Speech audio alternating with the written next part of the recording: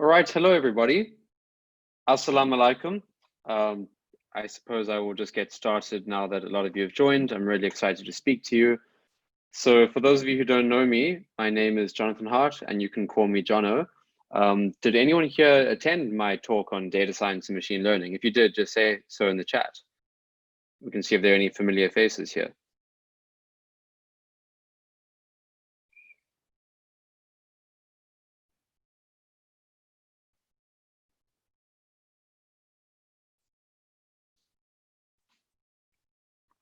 Okay, that's one so far. That's good to see.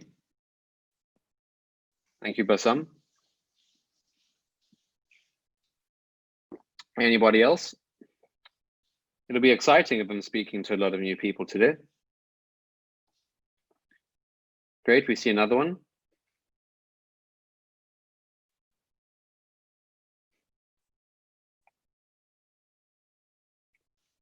All right, cool. So I'm really honored to be speaking for DSE IAU again. As I just mentioned, I spoke recently on a data science talk, and today I'm hoping to inspire in all of you a greater interest in the world of tech. Technology really changes lives, and as students and young people, we'll all soon be responsible for developing and maintaining the technology of the future. So I'd now like to expose you to some really exciting technologies, which some of you might know about, some of you might not know about. And it would make me really happy if today you end up learning something or become as passionate about technology as I am.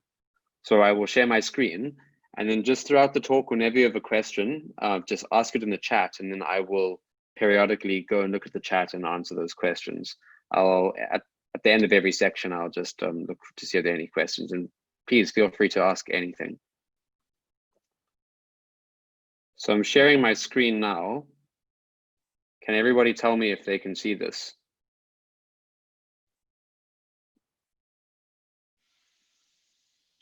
Great, that's great. Just going to, now just a question, can you see the chat as well, or is the chat hidden to you?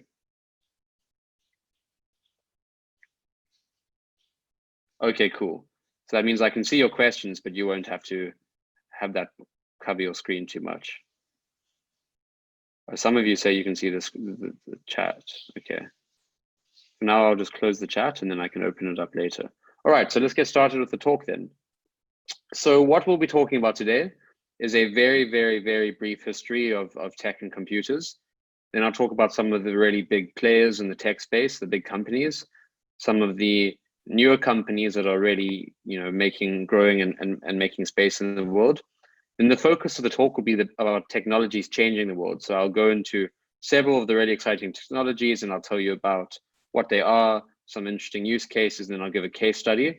And then I'll talk about what languages are really useful to learn at the moment in the programming space, a bit about some of the really cool careers that could become useful in the future, and then we'll do a final round of Q&A. So onto a brief history of tech and computers. And for this section, we're going to start with a little video. So I think it's 2 minutes long, and it'll just maybe give you an idea of how much things have changed over the past few thousand years and where we've come from and where we are now in terms of technology. And after that, maybe we'll just see if there are any questions. I hope you can all hear it.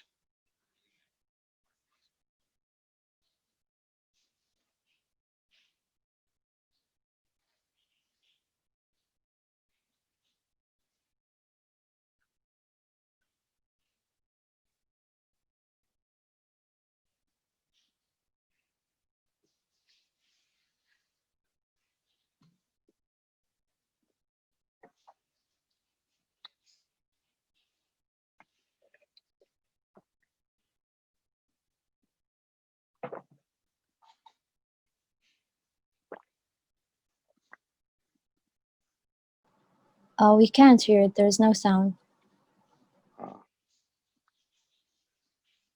Okay, that's quite unfortunate that you can't hear, but you know what? The video was not too important. It was just to show, I think, how we've gone from writing on walls to writing in paper to writing in books to sending things through telegrams, through sending messages through phones, and then finally sending messages and things through computers.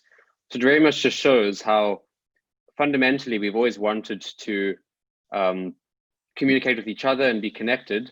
And over time, we've just gotten better and better at actually doing that. So yes, very much the development of communication. Nice point. So that's what the video was going to show, just with a few fun pictures. So actually I have a question for all of you, because computers are so important to this talk. Can anybody give me a guess as to when the first computer was invented?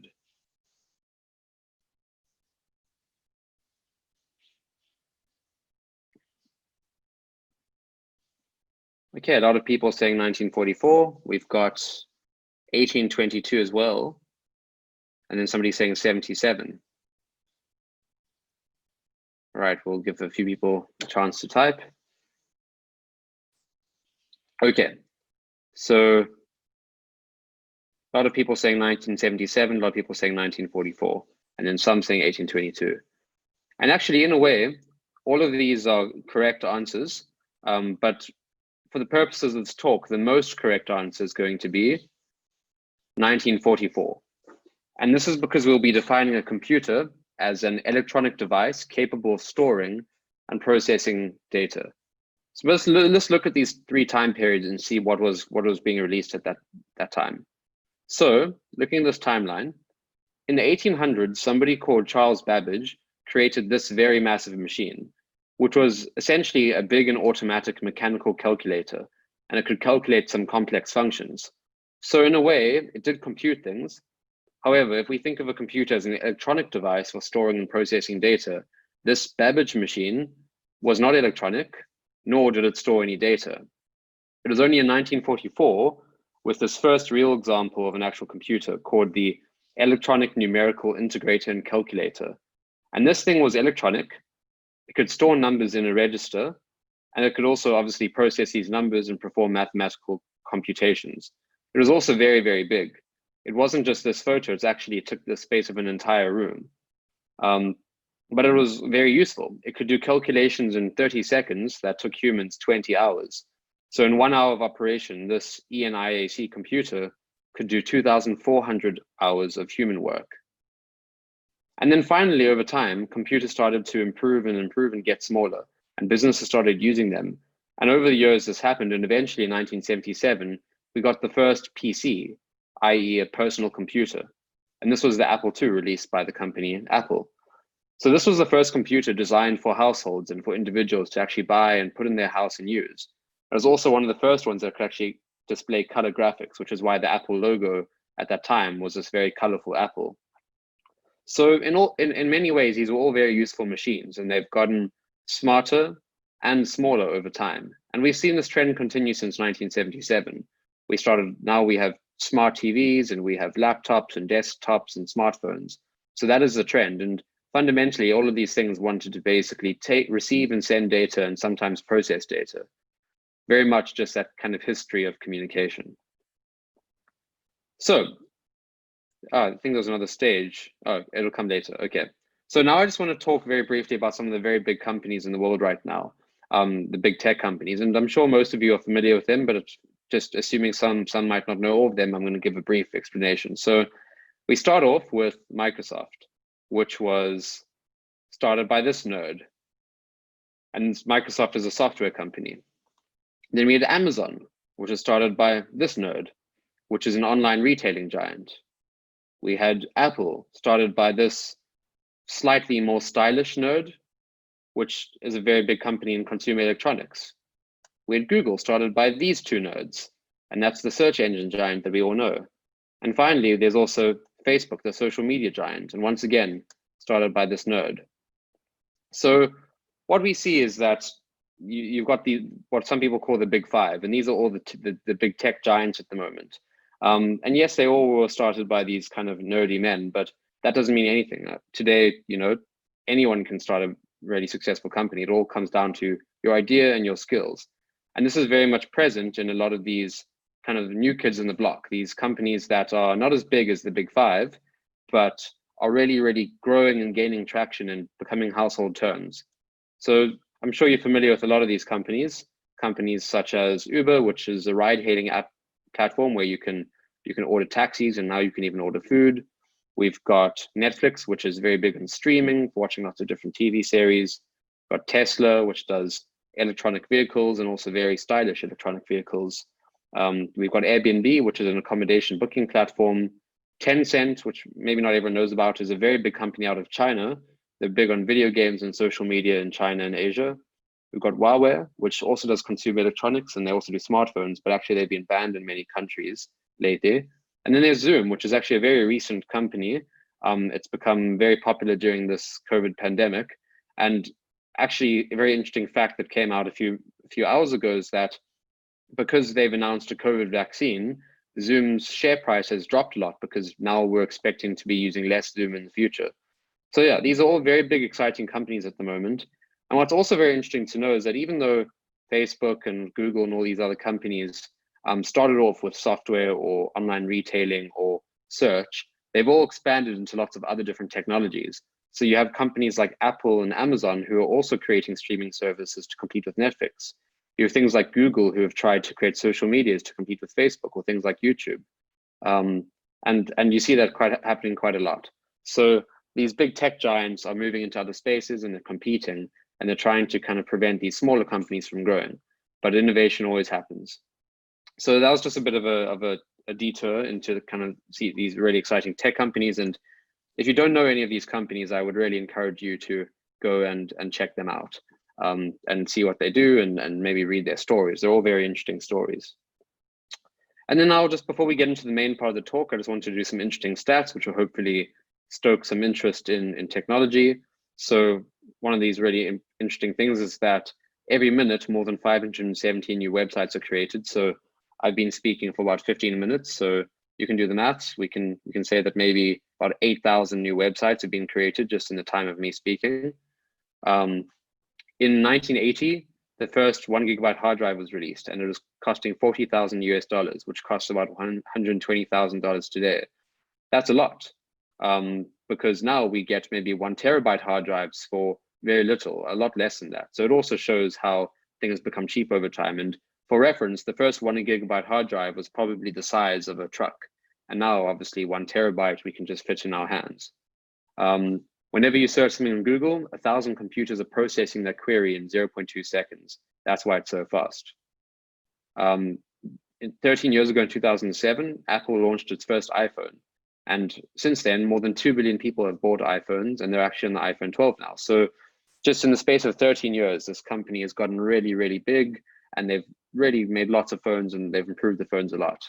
And then finally, in 1900, 14% of the whole world population lived in cities, and now more than 55% live in cities. In fact, it was 55% in 2017, so I'm sure it's even higher now. So all this is really showing that over time, people are moving towards places where there's better technology. Technology is improving, it's becoming cheaper, it's becoming faster, it's becoming smaller. So I think this is all just very interesting. And as a result, we get to this beautiful situation where people can start websites really easily. And that's why so many are created every minute. So yeah, that's why technology is really interesting. So just before I move on, I just wanted to ask if there are any questions from the audience so far on the stuff that I've shown. Otherwise, just tell me if you're ready to move into the exciting technologies.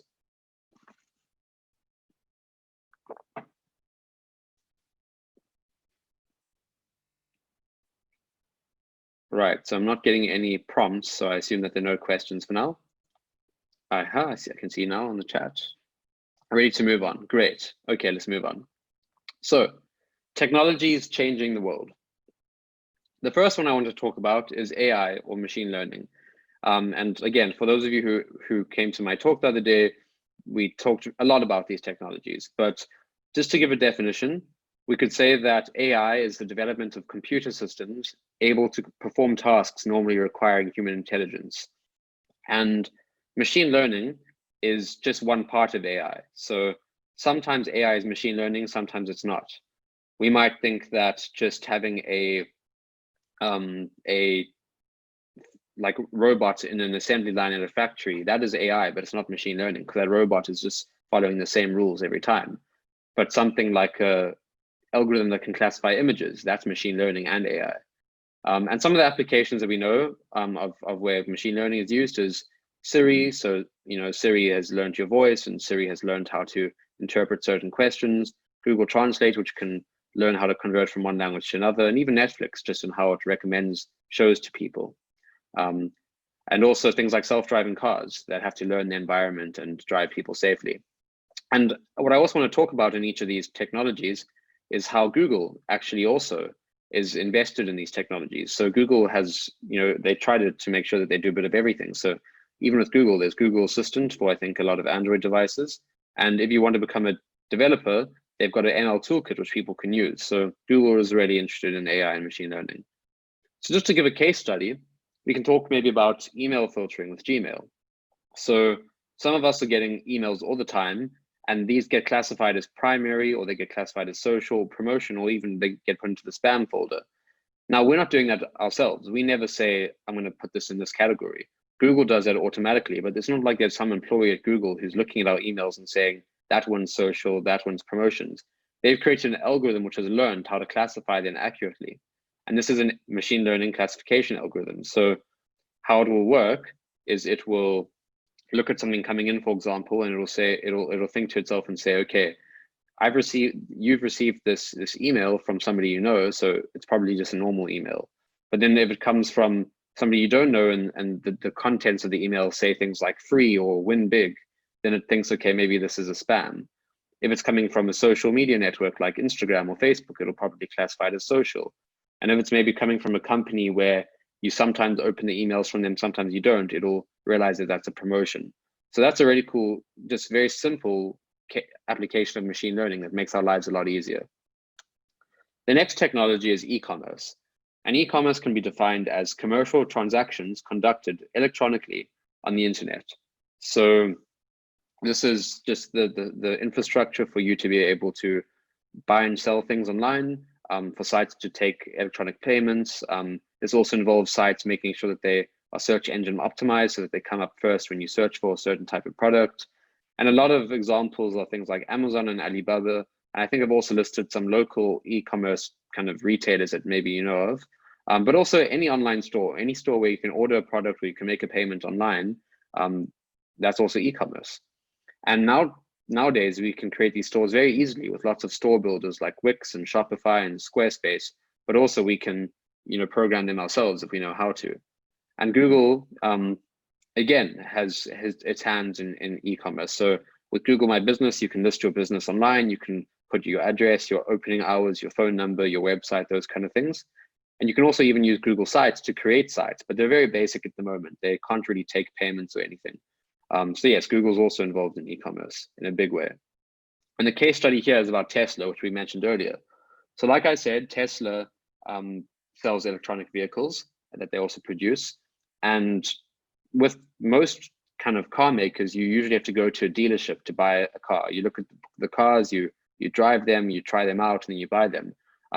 Tesla's the first car company to take their company basically completely online. So if you want to buy a Tesla car, you can't go to a store or dealership, you have to buy it online. So this is good for Tesla because it's got fewer costs. They didn't have to put a store, hire staff, pay electricity, all those things. But it also leads to a better customer experience because now you can just go onto the site, you can choose all the options, and you can make the decision without any person at the dealership trying to persuade you or overwhelm you with choices. And Tesla's got a very nice system where you can get the car delivered to you, you can try it out, and then you can send it back if you don't like it. And it's really helped for them. And Tesla's a very successful company. Their share price has grown over 400% this year. So that's a case study of a traditionally physical business going online and still being very successful. Any questions so far? Just remember, if you have any questions about any technology, you can always put them inside the chat. The next technology is the cloud. And we can define this as on-demand availability of computer system resources, such as data storage and computing power. And this isn't an actual cloud. What this means is that some other company has a bunch of maybe server rooms or computers in another location, and all of your business or all of your personal data is being stored on their devices instead of being stored on your devices. And also these computers they have tend to be a lot faster than yours. So as a business or an individual, instead of having to store it all on your device and worrying about running out of space or worrying about your slow computer, you can very reliably and on demand get access to their many computers with lots of space and lots of computing power. So it makes life easier for everyone, especially small businesses, because a small business can't afford to build out a server room or hire those kind of premises. Now they can just outsource it to these cloud providers. And lots of examples are AWS, Amazon Web Services, Microsoft Azure, and also Google Cloud. And this links to what I was saying earlier about how these big companies are expanding. So Amazon, which started as an online retailer, also has this web services. They actually started the whole cloud business. Google, which started as a search engine kind of company, also has cloud. So these big companies are getting involved with whatever is profitable and whatever is exciting, whatever is, you know, changing the world at the moment. And just a nice case study for cloud. I don't know how many of you know the business Spotify. They're a very nice app for just like kind of Apple Music or whatever, or YouTube Music. You can download your favorite songs and get daily recommendations. Now, Spotify cares about giving you a great music experience. They want to have algorithms that give you the the music that you would like and that plays the music very well. Why should they spend all of their time and money and engineers on trying to, you know, worry about how the data is being stored and worry about, you know, where it's coming from and stuff? So instead of doing it themselves, they migrated to Google Cloud. And that's worked out very well for them, because now instead of hiring an engineer to worry about cloud, they can hire an engineer to worry about a great music experience. So their engineers can focus on product innovation. So the cloud is even useful to large companies like Spotify.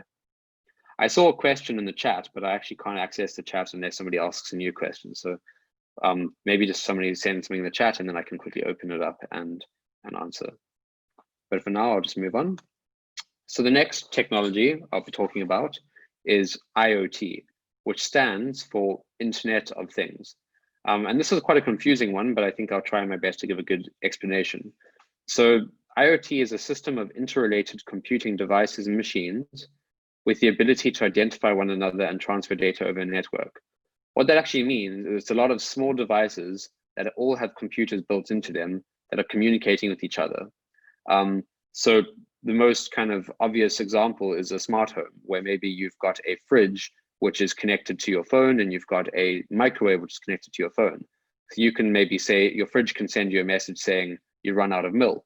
And then maybe you put something in the microwave and you've gone to the bathroom, you can on your phone type in, you know, heat this thing for 1 minute, and it'll do that. So it's the system where we have all our kind of devices connected, and it leads to a lot of convenience, a lot of customizability. So you could maybe go to your house one day and you can just press a button on your phone, or you can even say to the house, lights come on, and the lights will come on. I'm just going to check the chat quickly.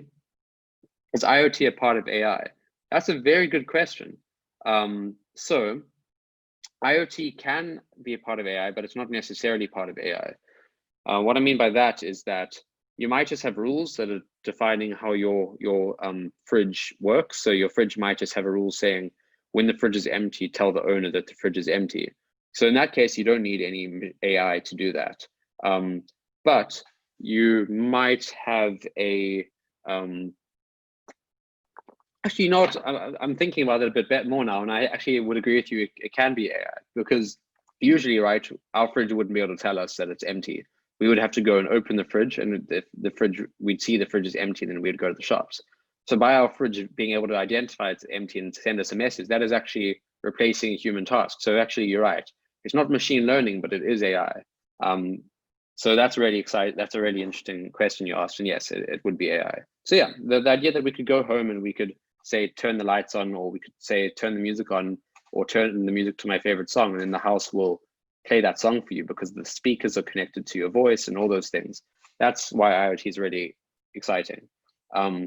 And some applications of that are smart homes or even smart cities. So the idea that we could go to a bus stop and there's a charger for us to connect to, or there's free Wi-Fi, or even just wearables. The fact that maybe our watches now can tell us, you know, we can see messages on our watches and all those things. Those are all examples of the Internet of Things, which essentially means lots of small things being connected to each other over the internet. And as always, Google also has something here, which they call Google Home. So in terms of the case study, this is actually another technology I would have spoken about today, but it's quite a small technology that I didn't think deserved too much time. But if any of you have ever heard of agri-tech, it's the use of technology in agriculture. And this is trying to improve efficiency and profitability of farms. So with IoT, you can achieve all sorts of cool things: precision farming, smart greenhouses, livestock management, automation. What that breaks down to is, imagine you have sensors on your plants, and your plants will tell you when they maybe need more water or when they need more nutrients. The sensor can tell the farm person, and then they will go and they'll put those nutrients in. So that's an example of IoT.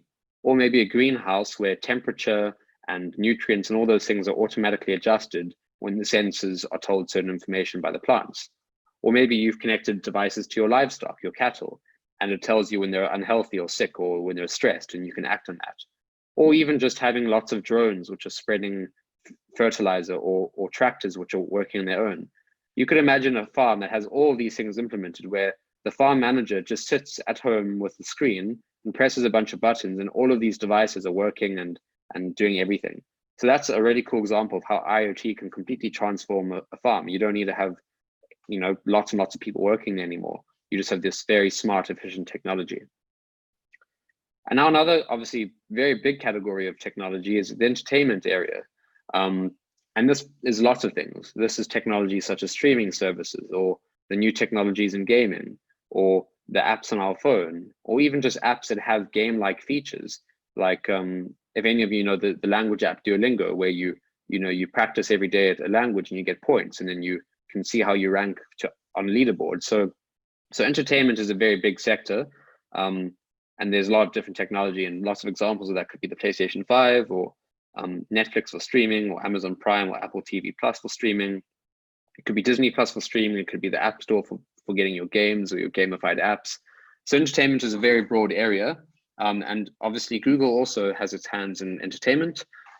They've got YouTube, which I think a lot of you know.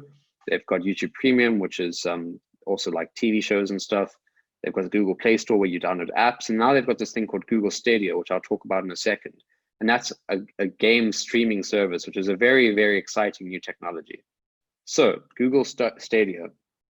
The idea behind game streaming is that you don't need to own a strong computer, or you don't need to own a PlayStation. You just need to own an internet connected device with good internet. So what happens is, just like with the cloud, they have a PlayStation somewhere else that's running the game, and you're just connecting to that PlayStation on your phone. So you're just seeing what's being run there on your screen. The question disappeared. I'll look at that a bit later. So it's really cool because it allows you to play the latest games without having a PlayStation. You can play PlayStation games, and all you need is a controller, or even just your hands, and an internet connection, and you can play it on any device. For example, here you can see with Stadia, you could play the same game on your phone, your tablet, your monitor, your TV, all these different things. This is really cool, but the one issue is that not everybody has the internet for it. So even though it's technically, the best option of the cheapest option for anyone, you don't need to buy a PlayStation anymore, but you can play all these games, because they're still sorting out a lot of issues around the internet. Some of these games are laggy and a bit bad to play and stuff. I'm just checking the chat. Is it different from Twitch? So Twitch is when you're watching somebody play a game. So that's like watching somebody stream a game. So there you're watching somebody else play the game. But in Stadia, you yourself playing the game. So you are sitting on your phone playing a game that would usually only be able to be played on, let's say, a PlayStation. And all that's happening is that on the cloud, essentially, they're running the game, and you're connecting to the cloud, and you're just, seeing what's happening on screen, and you can interact. And so it's sending instructions back and forth from the cloud, but it makes it feel like you're playing the game. So they try to make it as fast and immersive as possible. But like I said, there are issues with internet. So that's a very cool technology. And it only came out last year, and it's still trying to get popular because, again, it's not very useful to a lot of people with bad internet. But I think over time, game streaming could be the future, because then instead of having to pay thousands of dollars every few years for a new console, you just, have your subscription to Stadia. I actually don't, maybe you can elaborate. I see this question about Steam's new update. You might need to elaborate on that, and I can maybe talk a bit more about that. So the next technology is virtual reality or augmented reality. So the definition for these is a computer-generated simulation of a 3D environment that can be interacted with in a seemingly real or physical way. So here I'll talk about the difference between virtual reality and augmented reality. So in virtual reality, we put on a headset and our entire kind of vision is changed to show this kind of like virtual kind of environment. And we can interact with it by maybe moving our hands around or having a device that allows us to interact with it. With augmented reality, it's often through a device like a phone, where the phone itself, like through your camera, is simulating these kind of like objects and images on the screen, which you can then interact with, and you can, you know, do all sorts of cool things. So they've this technology has a lot of applications. For example, with gaming, with virtual reality, you put this headset on and all of a sudden you're in another world and it feels very real. So that really improves the experience. With shopping, whether this is virtual reality or augmented reality, you could essentially from your home walk through a shop now and you can see all the different things on the aisles and you can, you know, pick things off and buy things and then it'll get delivered to your house. So it replaces the in-store shopping experience with a virtual experience. And with things like disaster relief and training, now you can, let's say for a doctor, they can practice on a virtual environment. So they can practice for operations, you know, with virtual reality, and that'll really help them with training. Or maybe for soldiers can also, like, you know, almost play a game, but it's so real that it's like they're actually in combat. So there are lots of really cool applications for these two technologies. And also Google has some stuff there. So the Google AR Core is a way for people to, I'll answer your question in a second. The Google AR Core is a way for people to use augmented reality in their applications. So it's quite useful for developers. And Google Cardboard was an attempt at a very cheap way of doing a virtual reality, where essentially you strapped your phone to your head with a cardboard kind of like headset, and that allowed you to do some cool virtual reality things. So in terms of case study, I spoke earlier about Airbnb, the booking platform, and they have started trialing out a new service called Airbnb VR. And this allows you to actually walk around the place you might stay in. So as Airbnb currently works, you will go onto the platform and you will maybe look at photos of a house or an apartment or a hotel. And based on that, you have to make a decision, but pictures can be misleading. So what happens if you wanted to get a better idea of the place you might be staying in? Well, now you can do Airbnb VR, where you can actually walk around the apartment and then you can, based on that, decide whether you want to go and stay there. So this is very immersive and it's very cool. But the question is, firstly, how many people actually want or need this thing? And secondly, how many people have VR technology? So it's very cool to be able to walk through an apartment, but in my experience, I'm quite happy just looking at photos and making my decision. Usually the photos give me a good idea. So I don't know how many people actually want to use the VR feature, but also even if they want to use it, not everybody has VR equipment, which is quite expensive right now and only really owned by gamers. So for the average person who doesn't play video games and maybe can't afford a VR headset, this feature is quite useless. So there are a lot of questions about how useful it could be, but it is definitely a nice application, a nice case study for VR. Now we're going to go into confusing territory. I'll talk a bit about blockchain, which is one of the most misunderstood technologies in the world at the moment. But what blockchain really is at the end of the day is it's a system in which records can be maintained across several computers that are linked in a peer-to-peer network. What that means is that for you to make a change to the record, let's say you're adding a transaction to a bunch of banking records, it needs to be confirmed by a lot of other people, a lot of other computers. And what that means is that it's very decentralized. So it's not just one person deciding how to change the record, but a lot of people deciding, okay, we approve of this. And it's also immutable. And by immutable, I mean, it's very hard to change. It's very hard to hack. It's very hard to make fraud out of. So it's very secure. That's the idea behind blockchain. So it's essentially a lot of different devices having to approve a certain change to a record before the change is made. So it's not just cryptocurrency, which I'll talk about in a second. And it can have many applications. So in banking, for example, you might want a very secure way of reflecting transactions, and blockchain can make that a bit safer. Or same with medical records, where you don't want somebody else to be able to change your records and say that you have cancer or say that you are a smoker or unhealthy or something. I'm going to look at the questions and I'll see a few have been coming in. So actually, you've asked a question, and it's a very good one. So there are a few. So firstly, there's a question saying, is virtual reality and AR like Pokemon Go? Exactly. Pokemon Go was an example of augmented reality because you were looking through your phone camera, but all of a sudden the Pokemon were appearing in your camera. So that's augmented reality. The next question is, do you think VR is very useful outside of gaming community? I think right now it's only really useful to the gaming community because it's still quite limited in the way you can interact with it. So for a video game, it's quite nice to be able to see it all around you instead of just on a screen. But in terms of somebody that wants to maybe walk through an Airbnb or walk through a store or do online shopping with VR, I think that right now the technology needs to be improved before it can be something that everyone will accept. Because I think that gamers are quite willing to work with things that aren't perfect yet. But when you start wanting consumers and customers and stuff, people that do shopping, for example, to use it, it needs to be a lot better. And then there's a question I think about blockchain. Is it like the open source idea? And yes, I think it's very much like open source. The idea behind open source, right, is that lots of people maintain software and can contribute to it. And not one single person owns the kind of the code or the software or the algorithm. Blockchain is very much like that, where it's a lot of anonymous people all around the world online who are maintaining the system. But blockchain doesn't have to be open source. It can be used by an organization. Let's say Google has 10 computers in 10 countries. And whenever somebody wants to change their Gmail password, these 10 computers have to maybe agree that, yes, this password can be changed.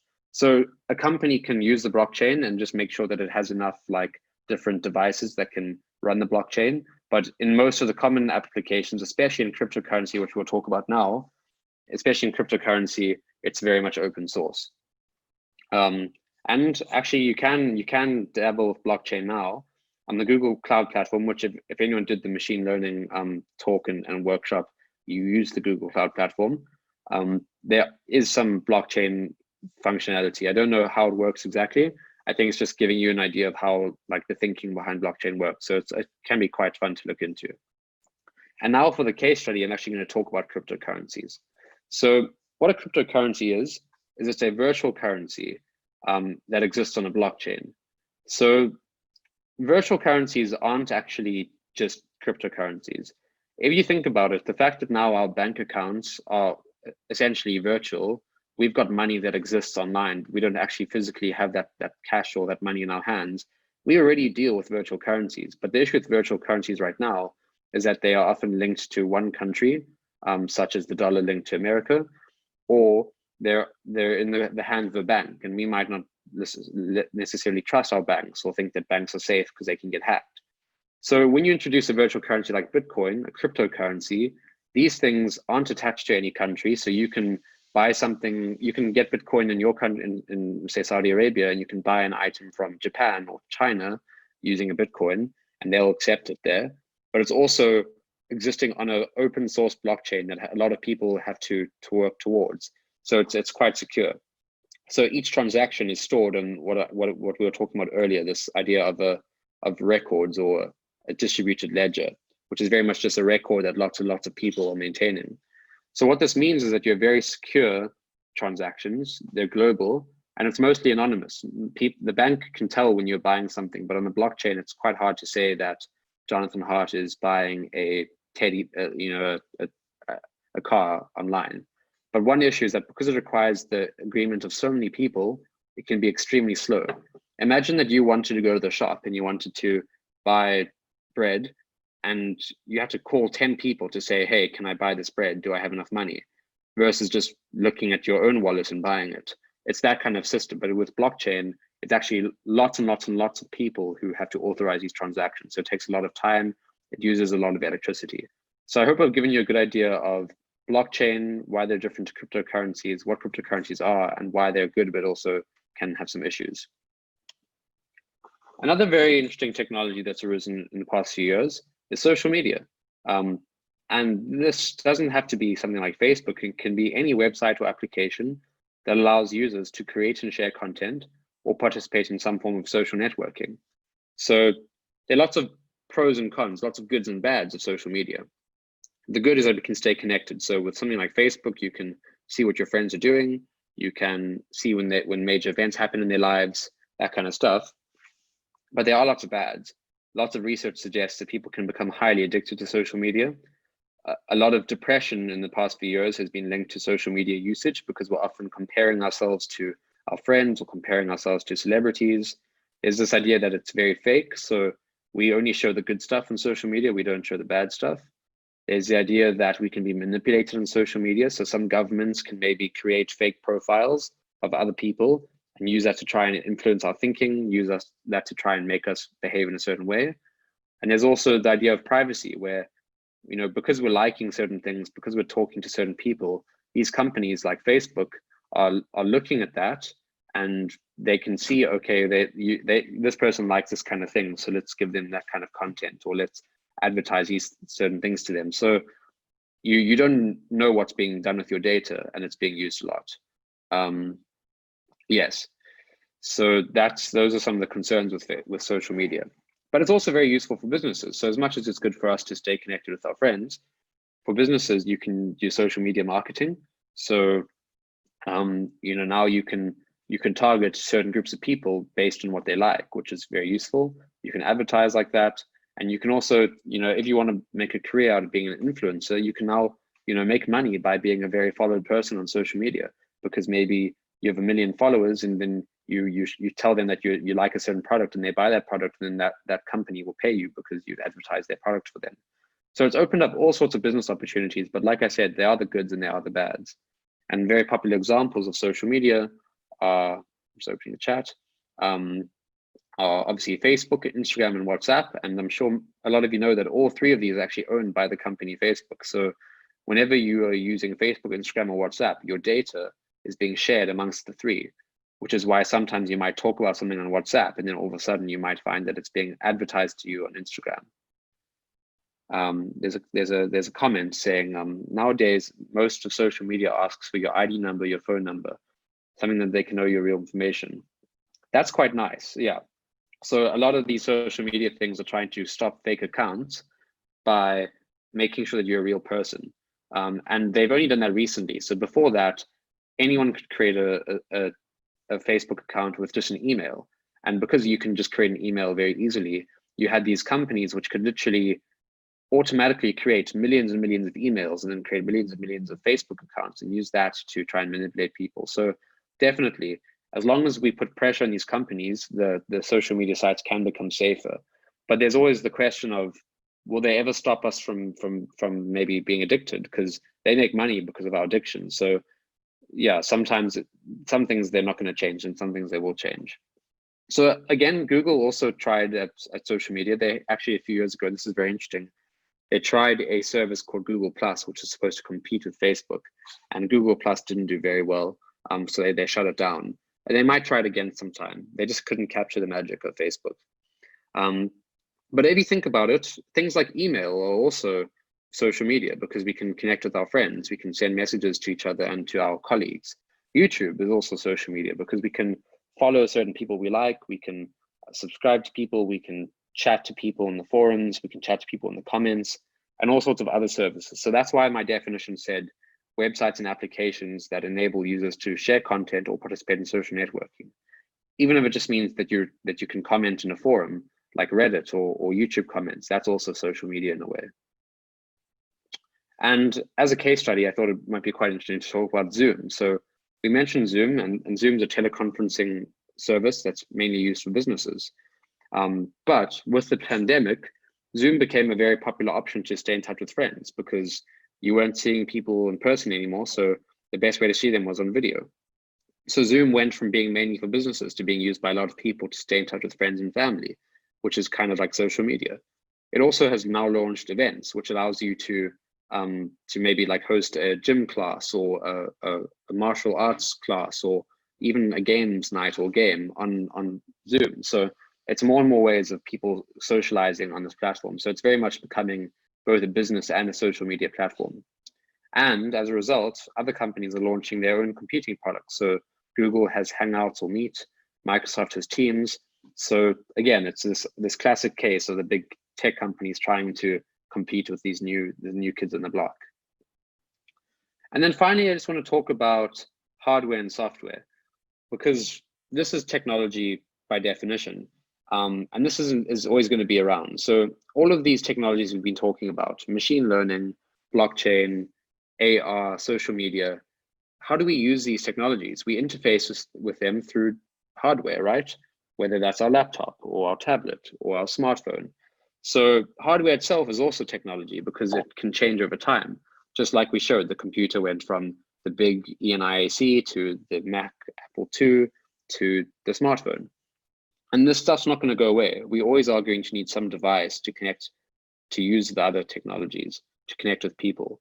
And this could be any of the things that I've listed. It could even be things like cameras and printers. Printers are very much like, IoT devices these days. And in the future, this might change. So in the future, we might move towards holograms, where instead of maybe holding a phone in our hand, there's a holographic keyboard like that we see, that we touch, and things happen. But that would also require some hardware to display the hologram. More wearables. So we've already got smartwatches, but what about smart glasses, smart shirts, smart shoes, those kind of things? That's very much on the horizon. And also just hardware getting smaller and faster. So just like how we've gone from big computers to smartphones, hardware will change and evolve over time. So as a technology I'd like to talk about, there's Google Glass. And this didn't really work out either. But the idea behind Google Glass was we would wear glasses, and on the glasses, we would be able to see information, and we could also interact with it. So maybe we could touch our eyes, and that would open a message, and we can see the message in our vision. So that just didn't work out because it just wasn't as functional as a phone. It was cool, but it wasn't very useful. And they're still trying to work that out, and it might happen in the future.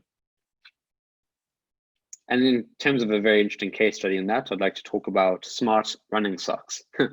So there's a company called Sensoria, and they have released these, what they call smart socks. And these are essentially like IoT devices. They will measure your running pace and the way you're running, and they can give you feedback, and they can train you with an AI coach. So maybe it's connected to your earphones. It'll tell you when you're running badly. It'll tell you when you need to speed up. You can give it maybe a training routine, and it will keep you running at that. So that's an example of an everyday item, socks, becoming hardware of a type and connecting with our other hardware through software. So there's always going to be exciting stuff happening. Cool. And then there's also a whole list of other technologies, things that are not worth talking about today because they're quite small in comparison. But I would very much recommend you'll have access to these slides, to please go and look at all these technologies and learn about them.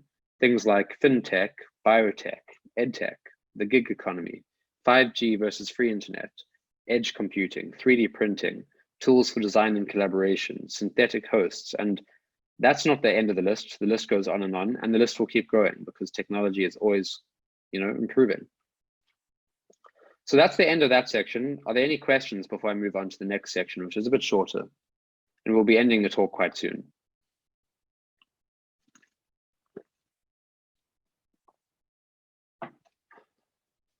I'll just give 30 seconds for any questions to come through. Okay, I see some questions.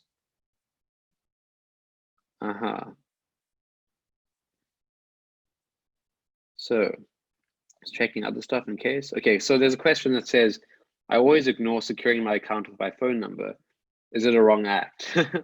I also have that issue where I also don't secure my accounts. But it's got the potential to be a wrong act, because today people like hackers and stuff are getting a lot more sophisticated. So let's say you have a password of 5 characters. Computers can try every combination until they get that password. Even a 10-character thing, computers can try every combination. And as computers get faster and we have things like quantum computing coming in, which is actually a technology I should have also mentioned, quantum computing. It's going to get easier and easier to crack those kind of passwords. So you don't want just to have a password for your important accounts. You might want to have some form of authentication that links to like a phone number, where maybe you get a message on your phone saying accept, decline, or allow this person access. So I do think that right now it's probably not the end of the world, but I think that in the future I would definitely use all the different ways to back up and authenticate. I think it's the responsible thing to do moving forward, because again, these kind of hackers and malicious, programmers are getting a lot smarter, and they're getting a lot better technology, because as technology improves, the potential to misuse technology also, improves or gets larger.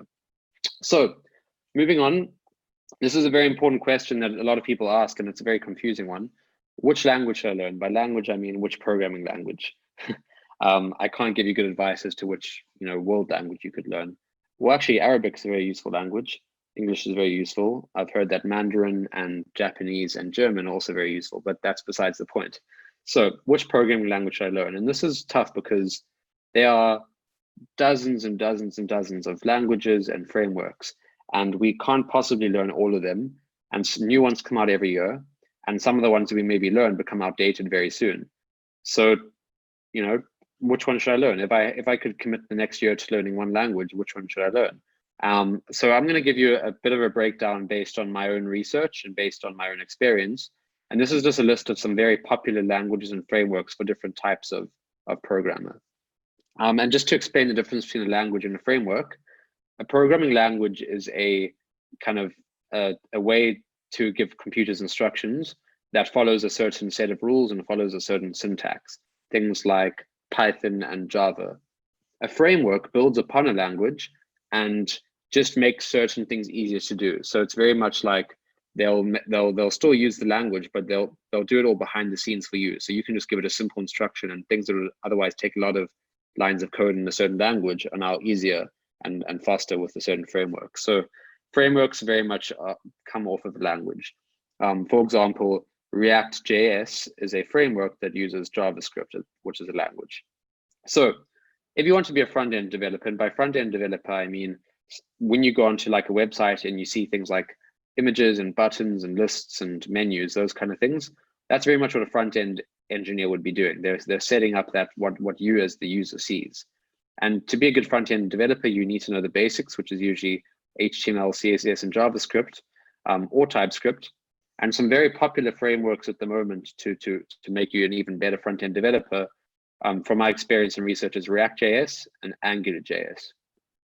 Now, when people, let's say, use a front end, use a website and they interact with the front end, if they're asking for information or if they're sending information, that usually goes to the back end, which then gets processed or stored.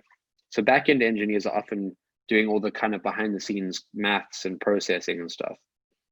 And if you want to be a back-end engineer, some of the really important languages are Python, Go, Ruby. JavaScript is actually also back-end, and some nice. If you want to store stuff in a database, some popular databases are MySQL and MongoDB. If you want to be a data scientist, the best languages at the moment are probably Python, most important, and then R and C++. And also it's good to know how to use databases like MySQL. Scripting is when you want to automate tasks and instructions, and really good scripting languages are Bash, Python, and Ruby. Mobile, by that I mean the development of mobile applications. So for iOS developers, Swift is really good. For Android developers, Java used to be what is mainly used, but now they're trying to focus on something called Kotlin, which is a new language for Android development. And if you want to build on both at the same time, so iOS and Android, you can use hybrid languages or hybrid frameworks. And React Native is the kind of very popular one that I know of at the moment for that. So this is essentially you write a code for one time, and it works on both types of devices. And then if you want to be a game developer, Unity and TypeScript are quite important. So this isn't the whole list. These are just some examples of things that I've read about that I know that are quite popular. And yes, you actually are right in the chat. In Unity, you also have to learn C#. That's a good point. I maybe should have mentioned that C# is probably a good prerequisite or required language for that. Yeah, so you'll have access to all of these slides, and you can go through this list, and you'll see that certain languages pop up a lot. So Python is useful for lots of different things. JavaScript is also very useful for a lot of different things. It's got front-end use, it's got back-end use, and JavaScript and Java are quite similar. So my personal recommendation is maybe learn Python, learn Java, learn JavaScript, and then learn some nice JavaScript frameworks, like React or Node. But really just look at this list, do your own research, but I think this could be a good starting point. We've gone from that to that, which I think is a nice, useful transition. I hope it was helpful. And finally, I just want to talk very briefly about jobs of the future. If I'm being honest, I really can't talk much about this because, there's always a new job coming up. There are always new careers that are becoming available because of new technology. If I could predict what would be the most useful job or most important job or the most useful skill set in 20 years' time, then I'd be a prophet, and I'm not. It's really hard to predict the future. So I can't very reliably tell you what job you should follow because things change all the time. However, I can give a list. Okay, I'm going to go back because it's more cool if I should talk about that. So somebody says in the chat, most of new jobs use things like machine learning, AI, IoT, games dev, and yes, definitely. So what I can say is that even though I don't know what the exact job will be for the future, using those technologies we've discussed today will guarantee you a job in the future. But just to give more of a list of that. So these are jobs that I think will be quite important in the future, based on, again, my research and my experience. And you'll see that a lot of these are compatible with the technologies we talked about today. So software engineers will always be needed. To use all the technologies that we've been talking about today, you need to be able to program. So any company that wants to use cloud or use blockchain or any company that wants to make an app or website, they need a software engineer or developer or programmer to actually code that out. So it's always safe to learn computer science and to learn how to be a developer. Being a data scientist is also very important in the 21st century. With all the data we have and all the ways you can usefully process and analyze it, data scientists are very in demand and it's a very well-paying job. But you're also going to need things like digital content specialists. So whether this means people that are creating, YouTube videos or tutorials or TV shows, those are very important jobs because the entertainment industry is big, the education industry is big. But also, when I was talking about front end earlier, I talked about, the user often seeing a website and seeing all the way the menu is displayed and stuff. It's not the front end developer who often designs that. It's often a UI or UX or user experience designer who's doing these things, or a graphic designer who's helping with that. So being a specialist in digital content, like being a designer, is also very useful. Social media marketers also just important because social media is going to be very big. So you need people that can understand the psychology of the youth, understand the psychology of social media users so that they can market different content appropriately. What's very big, what I think is going to be one of the most important things, and you're already seeing the success of it in things like Tesla, is the use of renewable energy, solar power, wind power, water power. Things like oil and coal will obviously still be important for a long time, but we need to start looking towards renewables. And maybe I can give you a really cool example that put that into perspective. So every single hour, the sun hits the earth with enough solar energy to power all human activity for an entire year. So in 1 hour, we get enough energy from the sun to power the whole planet for a year.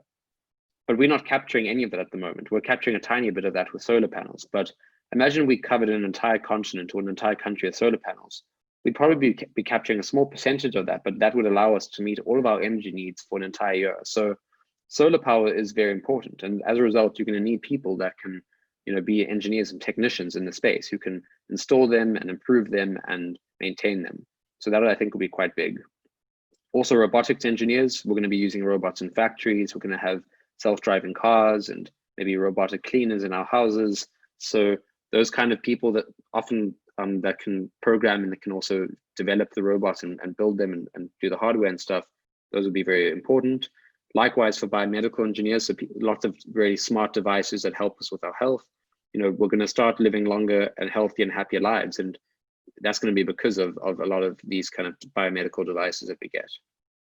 And then the last three things are a bit more conceptual, but firstly, there's going to be a lot of change in the 21st century. Every single year, new technologies come out, some die out.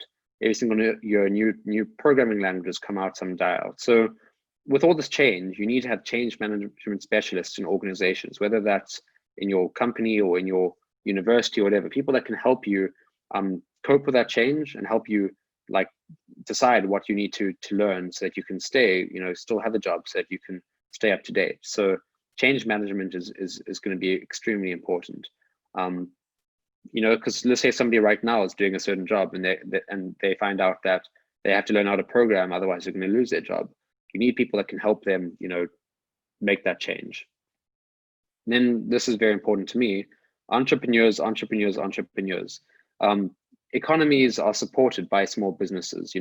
Like it's the business people that are helping keep the world running. And some of those business people end up becoming very successful, and those big companies help change the world with cool technology like Google. So being an entrepreneur is very important.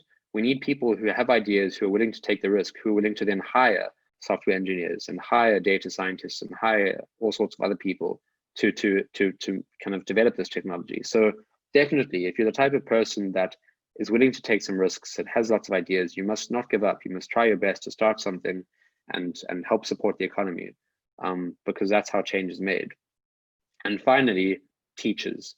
Educators are so important. It's the only way that we can improve, I think, every generation, is when the new technology and the new lessons can be taught to the new children, the new youth. So teachers are going to be extremely important in the future, as they always have been. And that's why I would encourage all of you, in whatever way you can, become a teacher. Not saying you must become a teacher by career, but when somebody younger than you is learning something that try and share your skill with them a bit, pass on that knowledge. Or if you've been working for a few years, try to maybe teach for a few years to give back and help teach children what's happening. Even I guess what I'm doing now, just the talk like about different technologies, that's an idea of giving what I've learned to other people. So I think teachers are just so important, and yeah, I think it's a very respected and honorable career. So if any of you end up becoming teachers, I really would respect that. And yeah, I think this is just a list of some things I think will be important. It's not the whole list, they are, and again, lots of things will come up in the future. And if you're currently not pursuing any one of these careers, don't be afraid. I'm not telling you won't be successful. These are just ones that are based on a lot of research, high in demand and high paying. And you can always try and maybe develop some skills that will allow you to maybe switch to this career or do a bit of this career at some time. Yeah, and I think crucial to all of this is being able to program. So no matter what you're doing, it never hurts to learn a bit of Python, to learn a bit of JavaScript. It'll become really useful because all of these jobs are going to require some knowledge of those things. So that's actually my talk. At this stage, I'll take any other questions, and I hope it was useful. And please don't forget to give feedback to the organizers. I think there'll be a link or Google form or something, and they'll share that feedback with me. And you must please be honest and stuff, so that I can also become a better instructor over time. So it's been a great privilege speaking to you. And at this stage, I will take any questions. Or if you want to give me direct feedback and tell me I was good or bad, you can do so.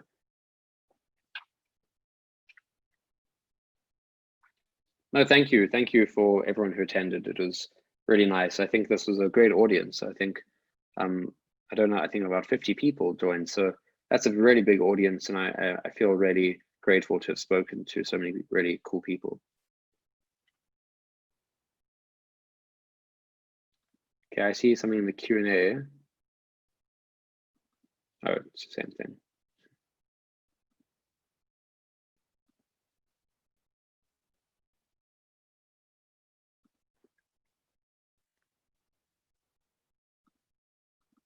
I'm going to stop sharing now just so that I can see this Q&A. Okay, so I've gotten a question which says, do you think that VR can be useful for study or medical purposes?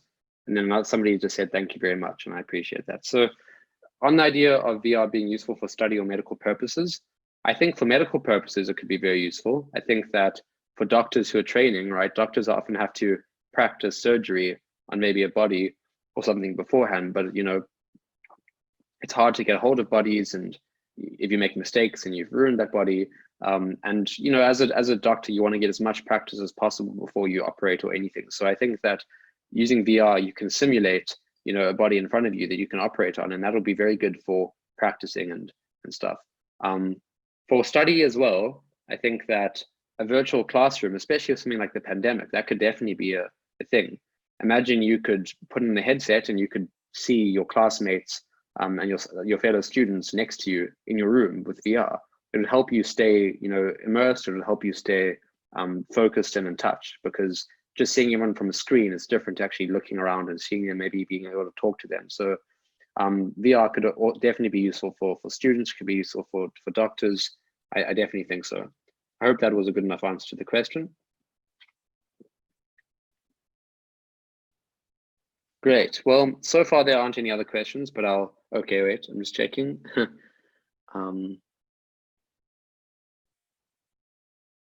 So there's a question for me that says, if we have further questions later, how can you reach me? So I'll type my email in the chat. My email is john.hart.essay. I'm just going to type in the chat. So you can email me if you have any questions in the future. Whatever the question is like, you can also find me on LinkedIn. I'm just Jonathan Hart.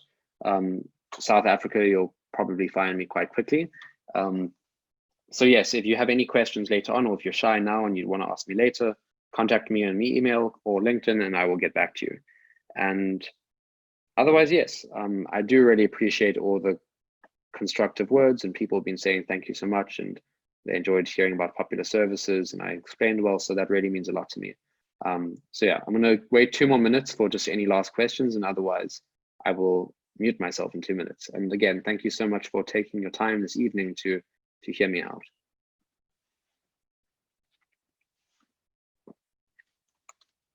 It was a real pleasure.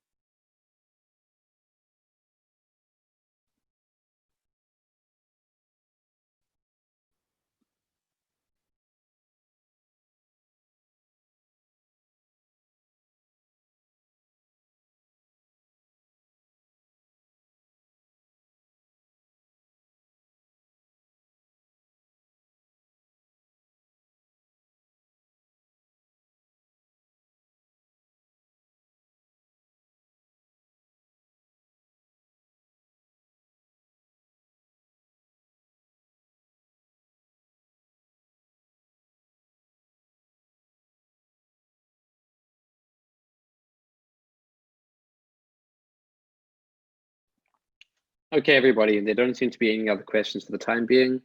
Just remember, you can always contact me on email or LinkedIn, and otherwise, you must have a very good evening, and thank you for your patience and your attendance. It was really, really nice speaking to all of you.